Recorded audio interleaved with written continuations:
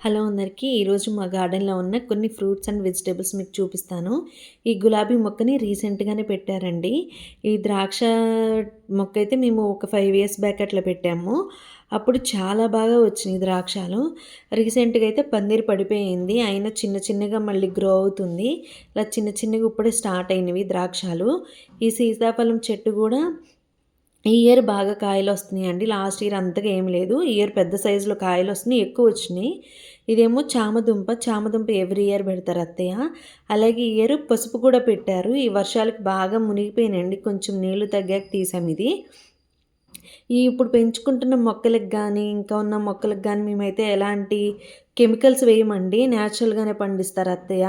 ఇదిగోండి అరటి చెట్టు ఇది. ఇది తినే అరటి. ఇదేమో కూర అరటి. ఇంకా చక్రకేళి అలాంటివి గూడా ఉన్నాయి. ఇవి నెక్స్ట్ వీడియోలో చూపిస్తాను. నచ్చితే లైక్ చేయండి, షేర్ చేసి సబ్స్క్రైబ్ చేయండి.